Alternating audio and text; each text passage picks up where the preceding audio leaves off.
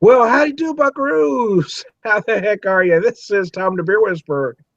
And see, this is where I screwed up because I didn't start my backdrop before I turned the live thing on.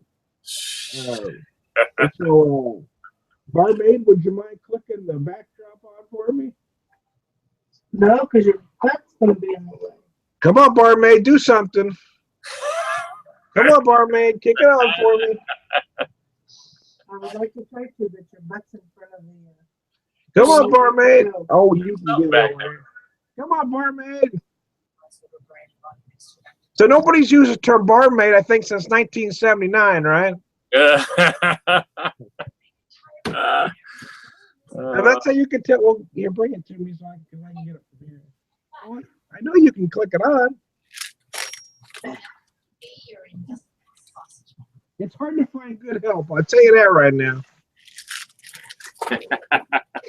My bar wench is not doing her job tonight. Do my job. I'm going to be homeless. I'm going to be homeless by the end of this session. I'll tell you that. Is it a paying job? There we go. So how you do, man? So this is how we start a Beer Whisperer pub video. So if you happen to be if you happen to watch last night's session, I was at a hotel that was non-alcoholic. It's at a place called College of the Ozarks. Somewhere between Branson and Hollister, about just shy of an hour from here. And we ended up at the place by accident. That's a long story, but it was such a nice hotel. And quite frankly, by the time I got there, I was kind of tired, so I didn't mind not having a drink. But I did the session last night. First, I had some coffee, and then I did milk and cookies. So last night's pub session for me was milk and cookies.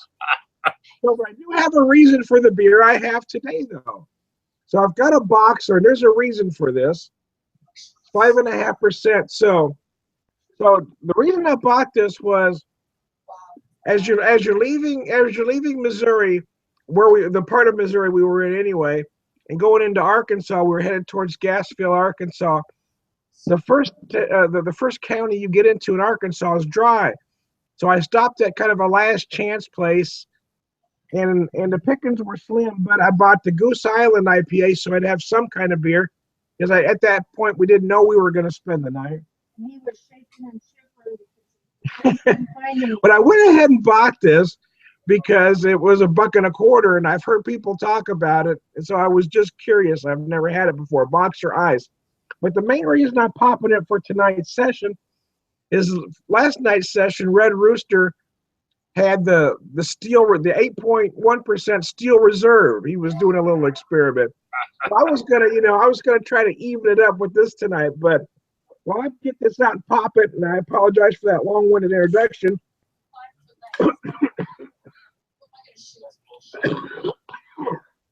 Excuse me while I hock a lung there.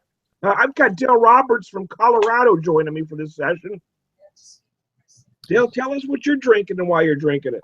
Well, tonight I am drinking. I've got a 32-ounce growler. My little stainless steel job. I always keep in my trunk, so when I'm out and about, if something catches my fancy, I'm like, well, I'm gonna take some of that home. Especially if I'm at a brewery that doesn't bottle or can. And so I've got the Terrible 3 Imperial IPA from Cannonball Creek Brewing out of Golden, Colorado.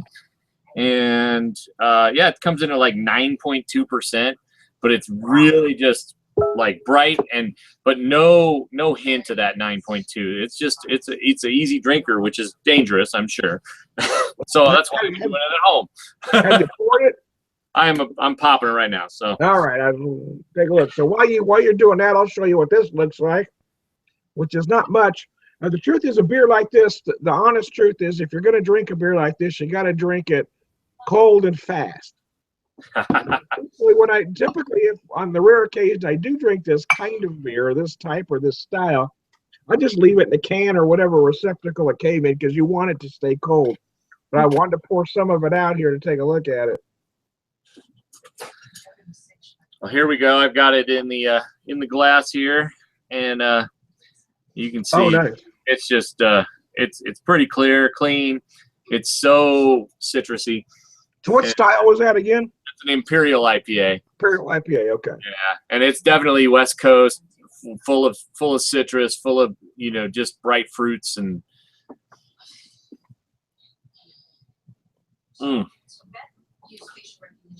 It's so tasty.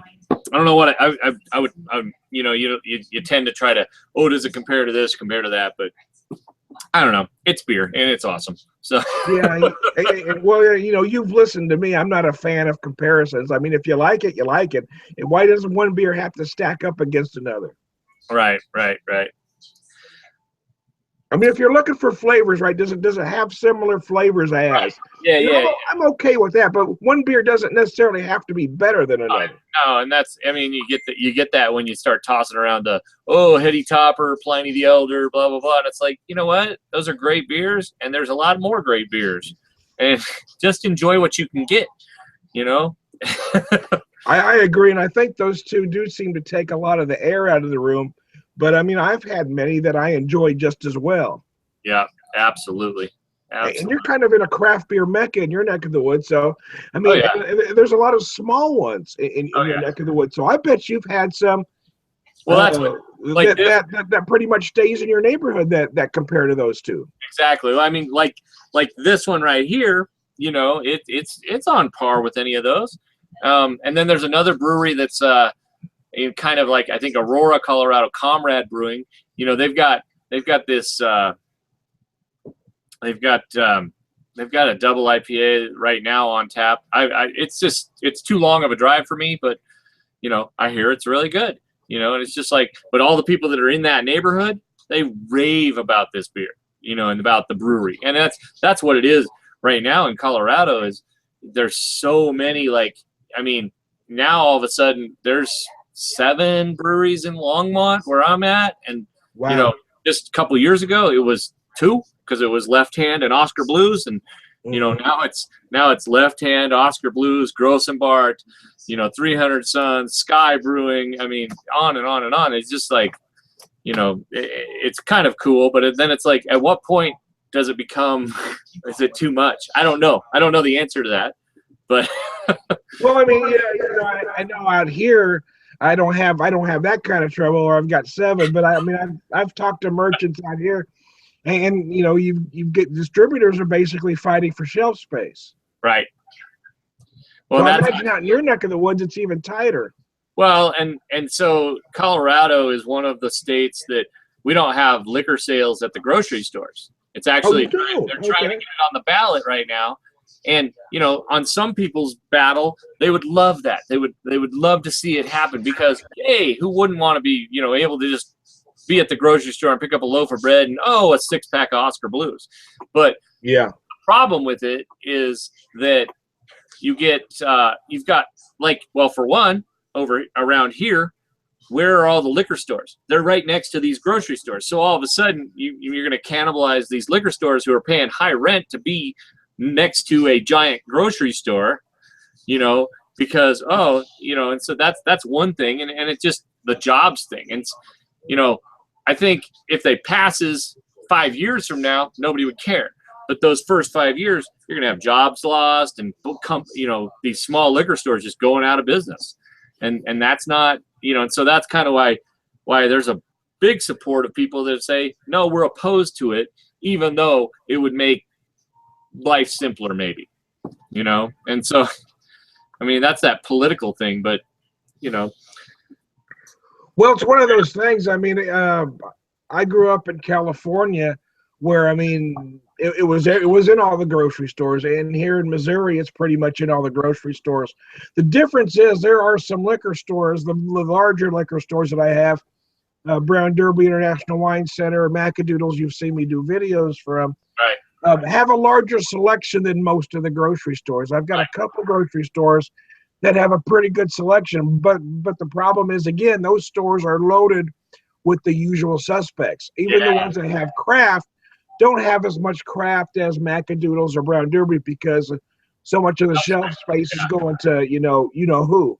Well, and that's exactly it. That's why it's it's not so much that we, not to get too deep into the AB InBev thing, but that right there in itself is like all of a sudden, well, if it goes to all these grocery stores, who's going to have the shelf space? AB InBev products, because they are this mega conglomerate. Not so much. Yeah. What are some of the beers you've sent me? I mean, Piney River. I mean, they wouldn't have shelf space at my grocery store. I'd still have to go to the liquor store or go out to the brewery to get that. And Yeah. it's Actually, the in a couple stores, couple of the grocery stores, I can get Piney, but not in the big box stores. Not the one I don't want to mention their name that Right. who I'm talking about. The one out of Bentonville, Arkansas. I'm not going to give them any advertising, but you know who I'm talking about. And the craft beers that they carry, most anyway, are the craft beers that the big conglomerates own. everybody carries. Yeah. They've got the Goose Island, they got the Red Hook, it's the usual suspects. Probably even the Lagunitas. And now Ballast Point is showing up because of the distributorship. Right. Yep. No, and it's a positive negative, to somebody. I mean, I put like guys like me and you, whether we're super geeky into the stats and this and that, we may not be, me and you, I know that, but we're still like elevated over the average beer drinker that's, and so the average beer drinker is going to be like, wow, this Goose Island IPA is great, and yada yada, and and that's great. And so in a overall sense, it is not as bad. But it's my other problem with the AB InBev takeovers is at what point do they affect the quality of what they're selling? Because we all remember Pete's Wicked Ale, and that was a great beer in the early 90s, and then it got bought out, and then 6 years later, it's a defunct company.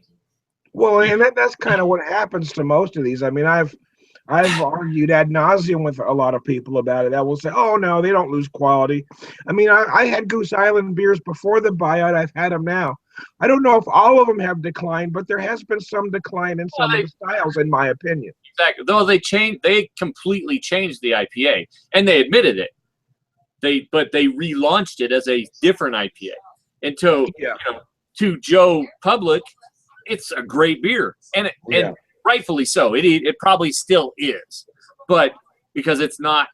But yeah, exactly. I mean, I was buying it when it first all of a sudden it's like I found them right before they got bought out, and then I was like ecstatic. Oh, great! Now all of a sudden I can get it here in Colorado, and then it was just like a couple of years later, it's like, oh, this doesn't taste the same, Yeah, and that's what happens. Two things typically happen. One, quality declines, or two, creativity is stifled. Right. Whereas you had a brewery before where you had someone who can decide what styles.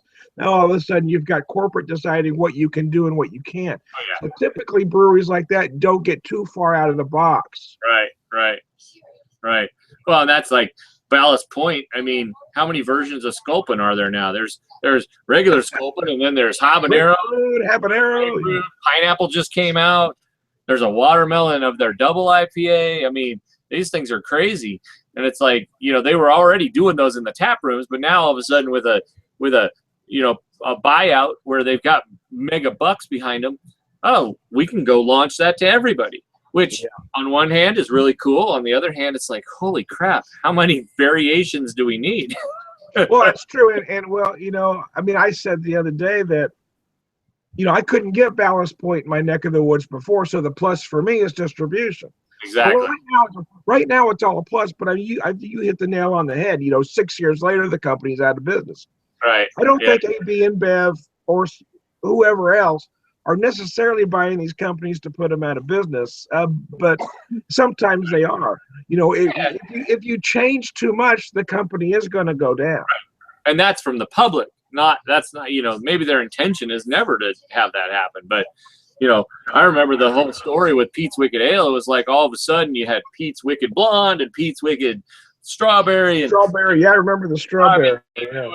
it was like variant after variant, and none of them worked. And people were like, "This is bogus," you know. And then they had changed the recipe of that. You know, how famous is a brown ale? I mean, think about that in today's standards. Like brown ales are like looked at it like what? You know, it's like everything. If it's not a sour IPA with you know, barrel aged, it's not popular. Yeah. Well, you know, and now, you know, right now in the craft, well, I mean, everything has to have 100 ingredients, you know.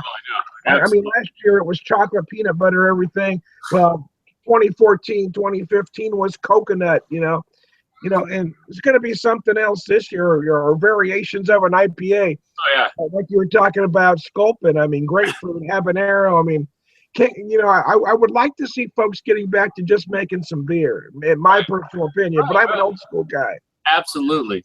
I mean, you know, let's celebrate a beer like Moose Drool. Yeah.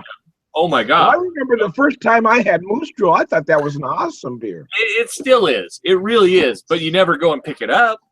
You know. But you know, you made the great point is, you know, everything you buy right now has to just whack your palate out of joint. Yeah. If it's an IPA, it's got to be super bitter. If Yep. it's a stout, it has to be barrel aged or have some kind of flavoring. Right. I mean, you can't just do a solid style, brew it well, and have people go, "Wow, that's a great beer." Oh, People are going to taste that beer, even though it's brewed perfectly, and go, "That's a man," because it doesn't do anything different for them. Exactly. And everybody wants something different and not a solid style. Right. I mean, example A right now, you know, Oscar Blues has one of the best big, bold stouts in the world in 1050. And then they barrel aged it, and that thing was mind blowing. And then they barrel aged it and added coffee. And I've got a Crowler can, a 32-ounce can of the Java Fitty in my fridge, and it's just like, okay, what's next? Are they gonna now it's gonna have coconut in it or something? I mean, Yeah. Well, I'll tell you a story, and people aren't going to believe me now when I say this, but several years ago, Odell's did a bourbon barrel stout, and it was just freaking amazing. And in my store, in my local beer stores, and this was, I don't know how many years ago, but several, maybe 7 years ago now, but the Goose Island, you know, or the Bourbon County Stout would still be on the shelf the next year, but that Odell would sell out the second they put it on the shelf. right. But for whatever reason, Odell decided not to make it anymore. And all of a sudden, for whatever reason, about the last 3 years, all of a sudden there's just crazy hype over the Bourbon County Stout. I don't know what the hell's going on. Now, I don't necessarily think it's a terrible beer. I actually didn't like this year's version, in all honesty.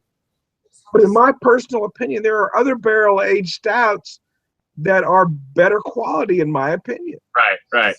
Oh yeah. Well, the BC, you know, do the history on the BCBS and know that he was one of the first to roll that thing out. He rolled it out at Gabbeth, and you know, boom, he's got a hit.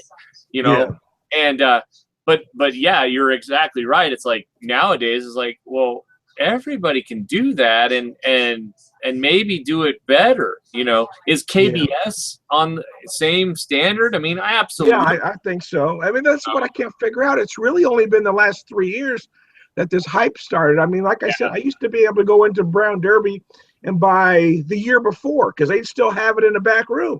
Right. You know, I mean, it wouldn't. Not only did you not have to stand in line, but it wasn't selling out. Right. And now you can barely get your hands on it. And the truth is, for me, I don't care. I mean, I said before the season started, I'm not standing in line for it. And I didn't. I ended up buying it about 4 days after Black Friday, only because the owner of Macadoodles said he saved one for me. So I said, oh, what the hell, I'll buy it. Right. You know, and I paid $15 for it. It was the one bottle of the Bourbon County Stout with 5 other Goose Island beers. So yeah, I guess it might have been worth the 15. But I was really disappointed in the beer, in my opinion. I thought it was uneven. The notes were too sharp. It just didn't come together cohesively for me. I mean, I did a review, both written and a video, and I got criticized heavily for it. People said, you're only about it because it's a Goose Island beer. So no, I'm bagging on it because it's not a great barrel-aged stout. And if you know anything about me, you know I love everything barrel-aged. Yeah. I mean, Yeah, it was one of the first things you and I talked about when we met. I mean, I'm a Yep. fan of anything in a bourbon barrel. Yep. And now I had never found one that I even wanted to drink, and now I'm like, here we are a few years later, and it's like there are several that I like. You know, there's a local brewery. He's like barely a step above, like being a home brewer, and he puts out this beer. It's called Lights Out Stout, and it's it's just amazing Russian Imperial Stout, and then bourbon barrel aged. And it I bought a bottle, and I already drank it, and it was like pure rubbing alcohol to me. I was like, okay, so it needs to sit on a shelf for a year, you know. So Speaking of rubbing alcohol, this thing was grotesque. I just tried to get it down. I saw you finish it. Oh, it's grotesque. But we were talking about the Goose Island, so I'm going to pop it here. Yeah. And I actually had a couple of them earlier today. And the truth is, you said it. I mean, it's not a bad beer. Right. But the honest truth for me is that the way IPAs are today and the way craft beer is today, this really should be labeled an APA. Right. Absolutely. I agree with that assessment. Absolutely. And I think if they took this label off and labeled it an APA, I think people would look at it as a better beer than they do as an IPA, because it doesn't hold up to what most craft brewers are doing as an IPA. But it is a solid, easy to drink beer. It's very approachable. It's got some nice flavor, but body-wise, it feels more like an APA. Right. And it's on the what's the ABV on that one now? I think it's 5.9. Yeah, it's on the low scale. I mean, it definitely fits exactly. It's 5.9, 55 IBU. So for me, it's right in that APA category. Absolutely. That's exactly. You know, I look at a good IPA is like 6.3% or higher, and 60 or above. You know. Well, for me, it has to be. For me, it should be at least 660. Yeah, exactly. Yeah. And anything lower than 6 really should be. Now, I've talked to older school guys that will say, "Well, Tom, IPAs are anything above 5.5, and APA is, you know." But that's yesterday, man. That's gone. You know. Right. You know, it used to be, you know, a double or an Imperial IPA could start at about 7.5, but now you got West Coast IPAs that are starting at 7.5. Yeah. So any IPA that doesn't start at least 6%, 60 IBUs is completely overlooked. Right. And we've had this argument. I know you and I have both had this argument with other people. Right. You know, Zombie Dust is considered an APA. What is it, 6.3 or 6%? What's the IBUs I think it's right at 6, but it's under 60, I think.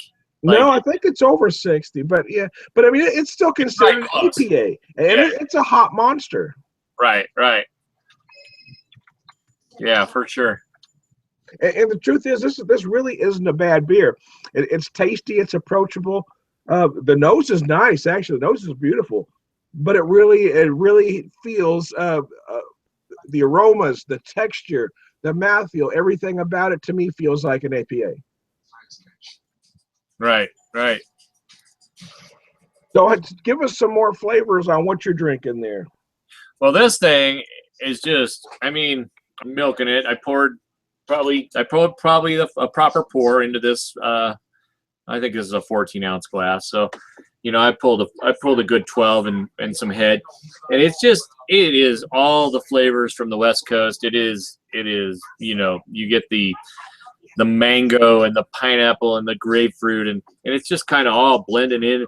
It's got a great medium body. There's no hint of the alcohol, even though it's 9.2%.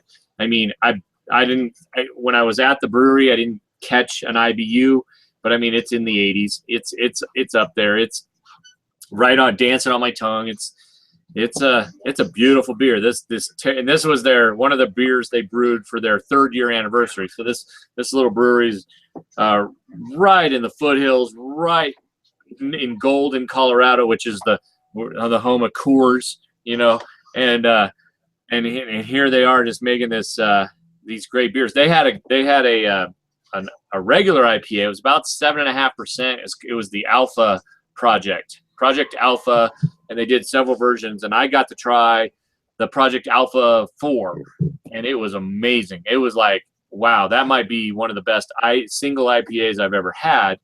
And I mean, if you go into my Untapped, I mean, I'm in approaching quadruple digits on IPAs, you know, just because that's my beer, you know. And I've branched out into all these other flavors, but IPAs for whatever reason is just, yeah, I want to try them all. I want to taste them all. So Yeah, I understand that because for me it was a stout, you know. Right.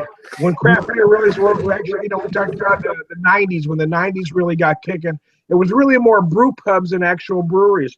But for me, it was always the stout. But now I'm really enjoying the IPAs. But when I talk about some of your breweries out there, you sent me a lot of beers from a brewery called Upslope. Upslope.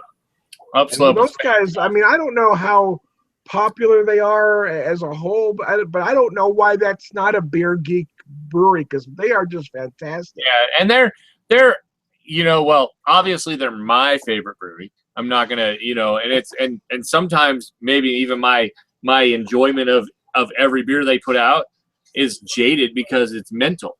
Yeah.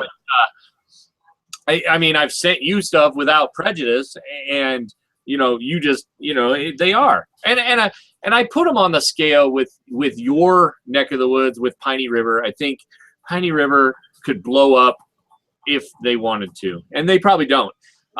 Upslope they have their original brewery, and then they opened up a second actual like tap room and brewery, and it's a really nice brewery. But a year or two from now, they're building a giant new one, kind of like Avery just did. Mm-hmm. So it's going to be downtown Boulder, and it's you know, and so I don't know what they're going to close of the other two, but they're building this new giant facility, and I'm excited about that. But their beers are like, I mean, you know, from all I've probably sent you everything. I think right now I've sent you everything they've made that's made it into a can, except for the Wild Christmas. That Christmas ale, they did a breaded barrel-aged version, and it's really, really good.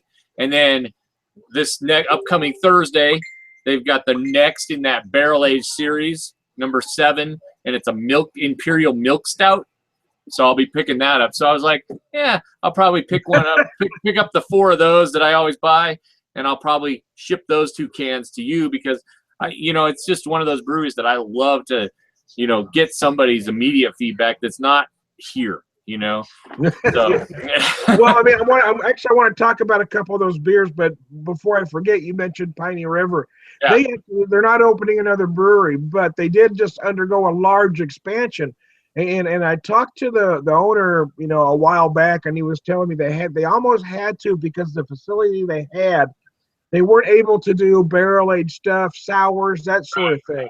So that's kind of what they want to do now, is now that they have the original facility, plus they've got this large expansion, they can use that newer building to basically do the stuff that they do, and use the smaller room to do, you know, to experiment, to do the barrel-aged stuff, to do the sours. But we were talking about breweries that go way out of the box to brewers that make solid styles. And Piney River is one of those that just make a solid style. Not a lot of what they do goes way out of the box, but everything they do is stylistically perfect. Yeah. But going back to Upslope, that Manhattan, yeah. Oh my gosh. Yeah. That thing was, I mean, it was beyond beautiful. If there was ever a beer made for my particular wheelhouse, it was that one. I can't say enough good about that beer. That beer was just fantastic. That beer, I remember you doing the video. I remember me drinking it, and I've never even drank a Manhattan. And I was like, that beer is amazing. Like, it's so complex. There's so much going on. And then you taste it, and you're like, it was like, absolutely matched what you're drinking when you order a Manhattan at a bar. Yeah, and for me, I mean, I know you're not a big liquor guy like I am, but I've probably done, I don't know, somewhere between half dozen to a dozen videos doing different versions of a Manhattan. So the Manhattan is my favorite cocktail. So when you had that beer, and I thought, oh my gosh, this really is a Manhattan. I mean, they had the rye, they had the barrel age. You could taste the cherry. I mean, everything about that beer was just amazing. I mean, you know, a beer like that, I'm guessing is meant to be a one and done. But I could drink that all night, well, until I pass out. You know. Right. And that's the I thing. mean, I just thought it was that good. I thought it was just, I mean, just the idea, however they did that was just brilliant. Yeah, yeah. I absolutely agree. There's only been one that of that barrel series, which obviously I just said number 7 is coming up. There's only been one that I was like, that didn't quite hit the mark. And that was the actual just imperial age stout, the regular stout. It just was like, I didn't get a lot of the barrel. It was a good beer, but the barrel was missing. But I remember, I mean, the very first one was their brown, and they took that brown and they elevated it. Yeah. And it was just amazing. And then, you know, the Manhattan and there was a Belgian quad. I think, I don't know if I sent you that one. I may not have. I think you did. Well, if I remember correctly, they tend to favor rye barrels, where most are using bourbon Yeah, well, barrels. it's the Leopold whiskey barrels, which is I think a rye whiskey. So the Maryland Leopold brothers. So yeah, it's definitely a great series of beer, you know. And then they do so many other, there's so many that just are at the tap room at Upslope, because you can go to the one Upslope brewery and the tap room, and there's 25 beers on tap. And, yeah, you know, I'm dying, man. I really want to get out there so bad. yeah.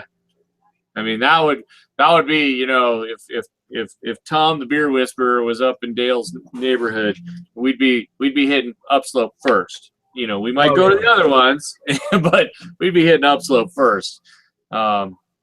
Yeah, I gotta tell you, I mean, I've tried a lot of Colorado beers, not as much as you, but I've had a lot. I gotta tell you, that really is one of my favorites too, if not my favorite Colorado brewery, because I just love them.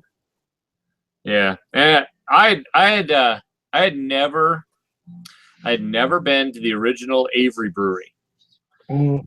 And then they moved, and they're in actually the little area of Boulder that I actually grew up in, which is called Gun Barrel.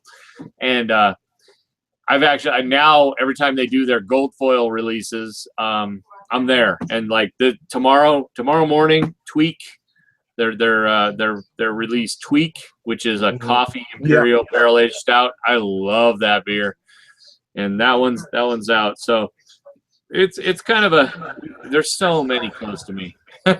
When that makes it to my neck of the woods, it runs for about $15 a 12-ounce bottle.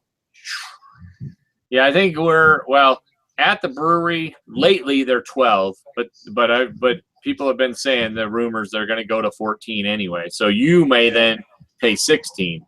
You know, probably. But, you know, we were talking about Imperial IPA and then Upslope. You sent me that Upslope Imperial IPA, and I thought that was brilliant. And they just moved that to 12-ounce cans. Did they? I like the big can, but yeah, I can see why they dropped that to 12-ounce cans. Yeah, exactly. Think about the 12-ounce can versus the 19.2. I mean, you're committed. It's you're committed. You're popping a 19-ounce can. You're committed. Exactly. You can either drink 2 or you can drink 1 and get that party started, and then go off somewhere else. What I liked about that beer in particular is it wasn't what everybody else is doing. No. It's not that tropical fruit salad double or Imperial IPA. That's what I liked about it. It had a lot of malt body. It had a lot of hops, but there was a whole lot of backbone, which gave it more dimension and flavor, in my opinion. Yeah, it definitely is it's you know, anytime a beer gets into that 10% range, 10% ABV, you know, it gets a little bit of character that's different than anything else, you know. And I mean, that's what pushes it over the edge. I mean, there's some 10, you know, Gubna from Oscar Blues is a 10% out ABV as well, and put Gubna versus that Imperial IPA from Upslope side by side, and they're completely different animals, you know. Yeah, you know, I thought that the Piney River Mule Team, which is 10%, Yeah. I thought that the Mule Team and the Upslope were similar. Right. What I mean by that is that they both weren't afraid to put malt in. They weren't afraid they weren't afraid to not be like what everybody else is doing. That's why I like breweries like Piney River, because they just do what they do. They're not worried about what's popular. They're just making good beer, and people are going to eventually buy it. And it feels like to me that's what Upslope is doing. Right. No, and that's that cool thing that I think that you know, you have that local brewery. I mean, I don't know how close Piney River.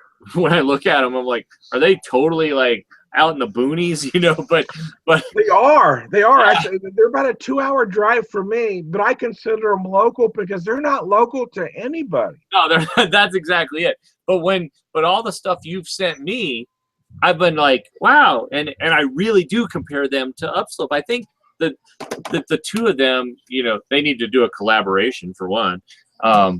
We should go drop some. Yeah. But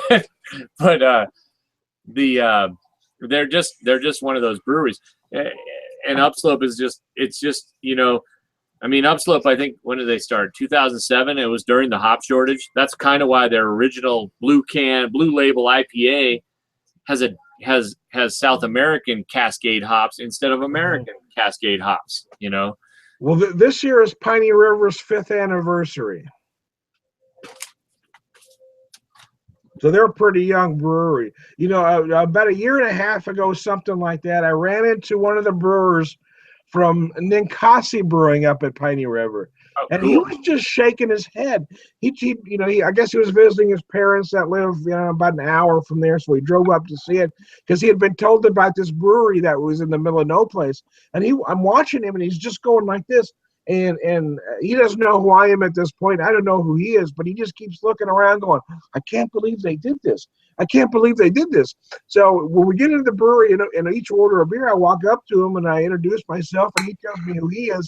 He says, I can't believe they opened a brewery out here in the middle of no place, which is basically where they are is in a small town or near a small town called Houston, Missouri. That whole area where they are is basically a Bud Light neck of the woods. Yeah. And they put a craft brewery right there. I mean, I've Googled it and I've looked at their website. I mean, they're literally like, you know, it's like a barn down a country road. And well, it was the original tap room actually is in the bar. That's where the original facilities are. But they're ranchers. They raise cattle. It's awesome. They're awesome. And they started the brewery thing as a hobby, and it became a business. And I think it's going to become their main business now. Yeah, it's well, and they just need, if they could. I mean, I don't know what their distribution is. Is it only local there, Springfield and around, 100-mile radius, or I don't know if they're out of the state of Missouri yet, but I do know that they do hit the better part of Missouri. Okay. Where I'm at is considered southwest Missouri, but I also know that they get up towards Columbia, which is central Columbia. Yeah. And they also get towards St. Louis now, so their distribution is growing every day. I think they just they're an incredible little brewery, and I mean that's that whole as a craft thing. It's an amazing thing, there are guys that say, well, if a brewery makes a good beer, why does it matter if a conglomerate owns them? And for me, the answer is that's why. Because you've got these little guys that are just trying to make a quality beer. I don't think they started this business to try to make $1 million. I think they love beer, and I think they're trying to make money, don't get me wrong. But I don't think they're trying to find a golden ticket. I don't think they're trying to win the lottery. I think they want to do what they love and make a living at it. Right. No, that's exactly it. I mean, there's, we come back, like in my neck of the woods. I mean, I think Upslope's a lot bigger than a Piney River. But, and their distribution, I don't know exactly their distribution, but I do know the people in Texas, even in San Antonio. Oh, nice. we can they can get upslope in San Antonio, which is really cool. So Texas has upslope, and I don't know where else upslope gets out to, but it's very cool. I know they're in Arizona because I know some of my friends from California have been visiting Arizona and all of a sudden found the mixed 12 pack of which is 4 varieties from upslope, and been like, fantastic. If they ever got to my neck of the woods, I think I'd have an orgasm. And that one beer group, that other beer group that Colorado beer group that I'm part of, and I added you to. There's so many of the brewery heads are in that group, and there's some of the people that are the brewers or the brewery owners, and it's great to have feedback like that. I know one of the other breweries that I've sent you a lot of, Odd 13 out of Lafayette, Colorado. What was that? Juniper, or what was it? The Juniper beer? Yeah, the Spruce Campbell. Spruce. Oh my God, that thing was amazing. Yeah, that was a stout, and that's right up your alley. And the Spruce Campbell stout, and it was just like, and then you got the dude on the can, and that's one of the breweries that just pushes the limits because they put out, they put out small batches, but they'll can them all and they'll put them out to the public, and so then all of a sudden you've got these small batch runs of these. They just ran through this beer. They just developed a regular type, West Coast or East Coast or whatever type IPA, and they called it Superfan. And they went through 4 versions: Codename, Superfan, Volume 1, Volume 2, Volume 3, Volume 4, and then they finally released just Superfan. And the damn thing is like a juice bomb. It's like, I'm drinking juice, but they're just an amazing little tiny brewery they just push the limits.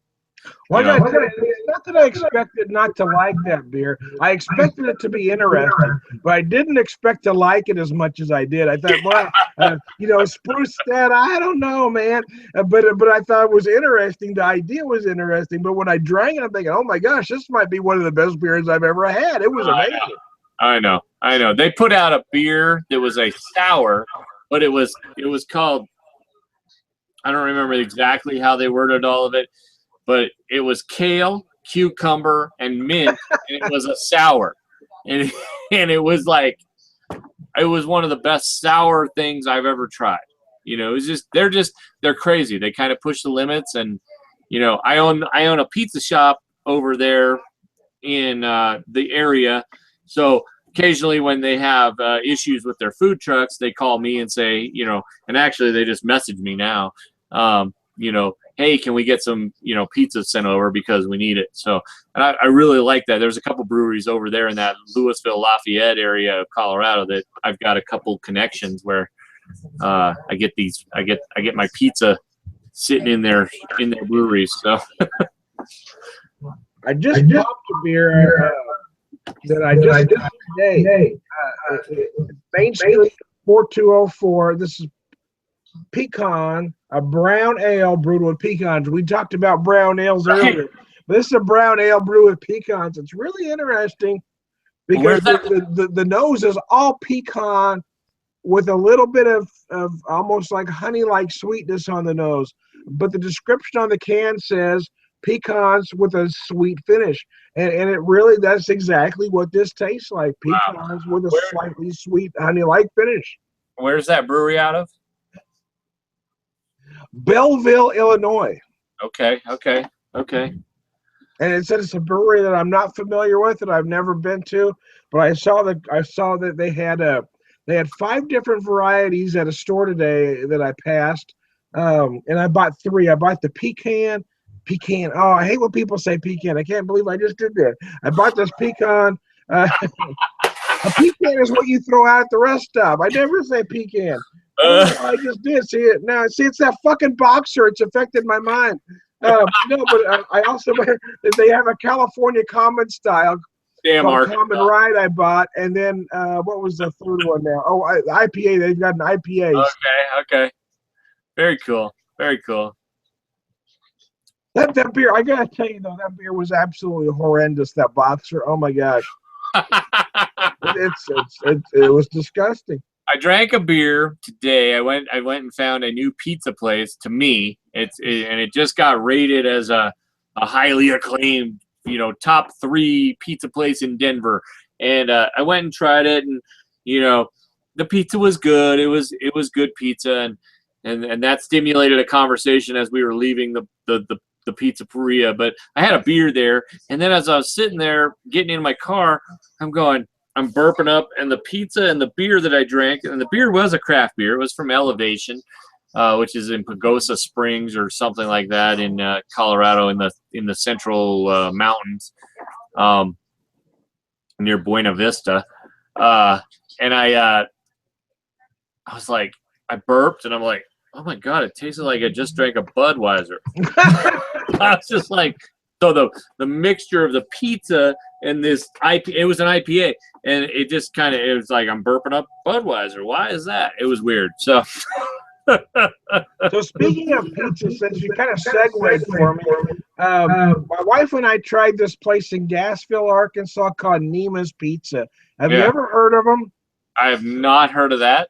The only reason I ask you that is that they've actually won several international awards. They've won a lot of regional competitions and state competitions for pizza, but they've actually won awards in Italy. I mean, and I've never been there before, so my wife and I went there, and oddly enough, neither one of us ordered a pizza. But but they had a lasagna. Actually, we were going to order a pizza, but they had a lasagna special. Everything they do is made in house. Right. So, but they had a vegetable lasagna that they make, and they make their marinara. All their sauces are house made. So she ordered the lasagna. I got a picture I'll put up later to show you, but it was $6.95 for lasagna. It comes with cheese bread, and the lasagna portion was a monster. It was $6.95. I ordered an Italian sausage sandwich because that's kind of a comfort food for me because it's a memory with my dad. Right. But, so anywhere I go somewhere, I order an Italian sausage sandwich, and this thing was a frickin' monster. They take this bread, they cut it, split top it, and stuff it, and then bake it. Now, the only thing they do different than most places do is they don't use a link sausage. They actually make their sausage. Well, I guess they don't. I don't think they grind it there, but they spice it there. And it's a ground sausage, so it's a little bit different. But the sandwich was just freaking amazing. So if for whatever reason you're ever traveling through Gassville, Arkansas, and for the life of me, I have no idea why you would, but but you need to try Nima's Pizza. It's a dry county. You're not going to get a beer there, but you're about 20 minutes from getting one on either side. But the pizza really is that good. Or the pizza, not the pizza, but the food is that good. I said you walk in there and just smell. You ever walk into a restaurant, it's got that smell, you're thinking, oh, this isn't going to work for me. You know what I mean? But you walk into there and we got that smell, you're going, oh yeah, because it was like Italian mama's kitchen in there. I mean, the smell was that good. Nice. Yeah, I went to this place in Denver called Blue Pan Pizza, and he does a authentic traditional Detroit style pan pizza. He's chef trained and such, and it was interesting. And we didn't actually order the pan. We ordered he was doing a Chicago thin crust, and he was doing a Italian authentic a thinner crust. And both of them were excellent. It was a decent place. So I just looked up your Nima's and found them on Facebook. So, I'll definitely check them out. Like I said, there's no reason for you to ever want to be there. But I know as a pizza guy, it might be something you want to know. Right. No, absolutely. That's my job. So. I think we've kind of talked about this before, but I'm just curious. You've got several franchise pizza places. I do. I own 3 Blackjack Pizza units.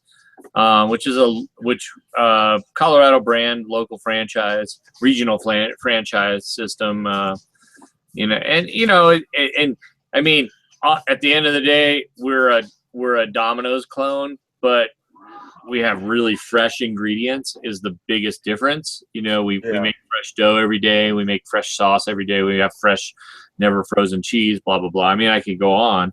And, I'm very proud of the pizza I make, even though it is, quote unquote, for the masses, and that's that. And so, when I'm sitting here talking about craft beer and like, oh my God, why would A be InBev? And yet here I am hawking my pizzas, which might be, in this group of consumers that are in the middle 70%, where 10% are the cheap people and the top 20% are seeking the gourmet. And here I am competing against the Domino's, the Pizza Huts, and the Papa John's on a daily basis, and the thing is I mean, I'm kicking their butt, because my pizzas are better.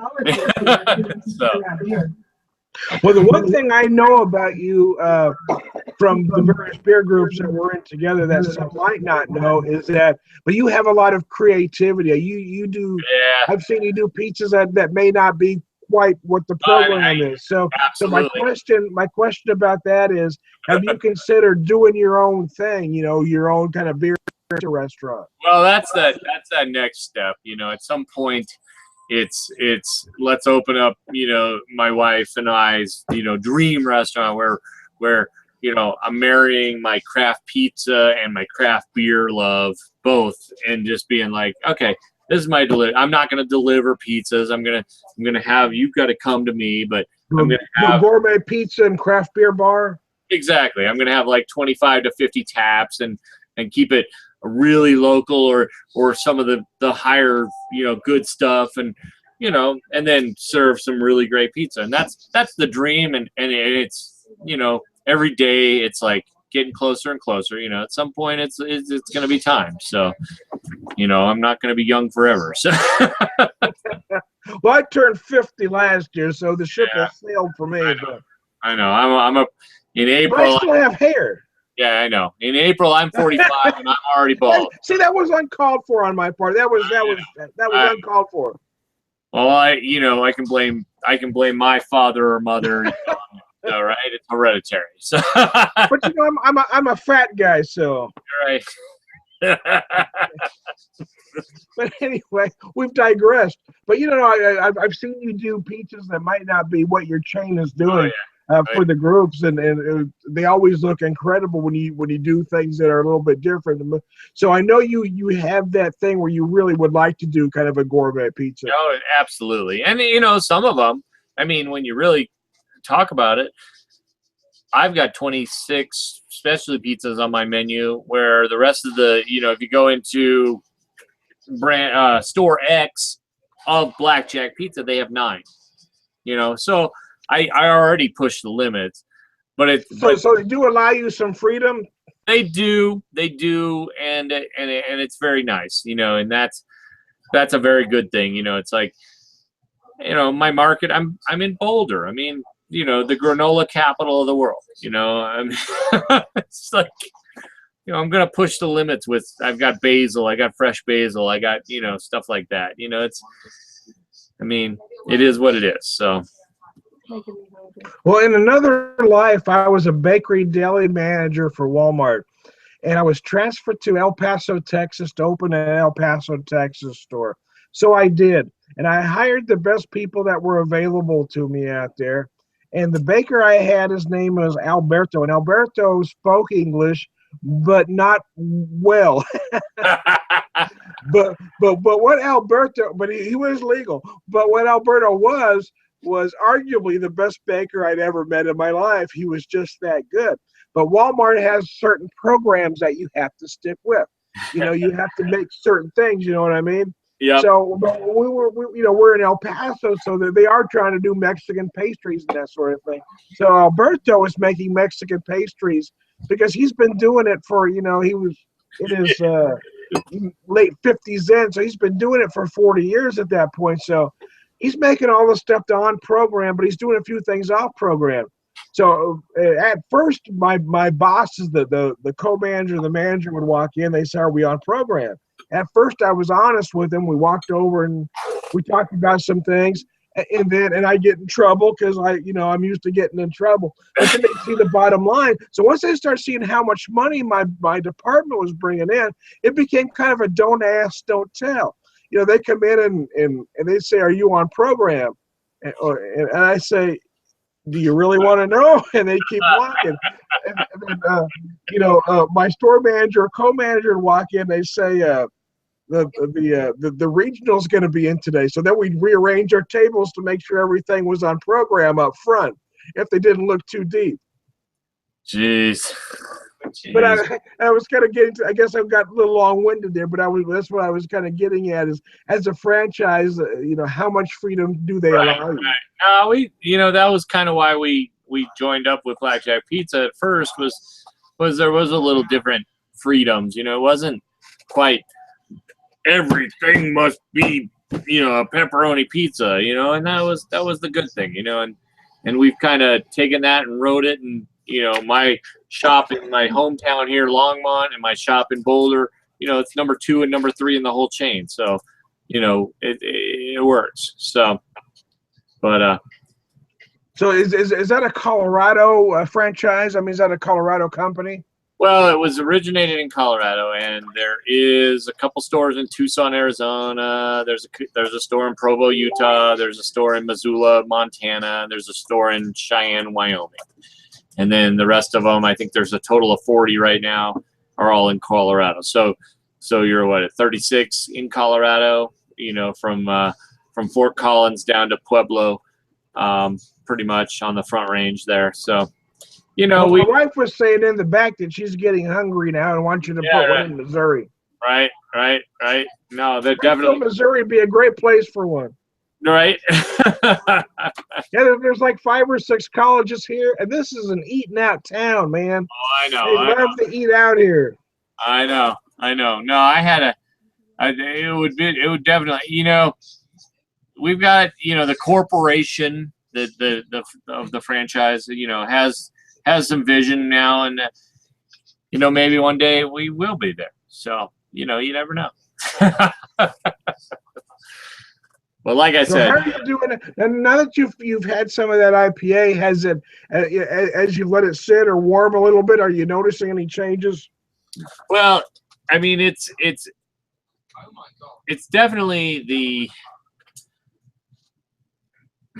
the body is still nice, medium, and it's not syrupy, which sometimes you get when you get into that over 9% range. Especially, and it's crystal clear. I mean, it's I know Stone just put out their unfiltered version of Enjoy By, which is by far the best version they've ever put out. FYI.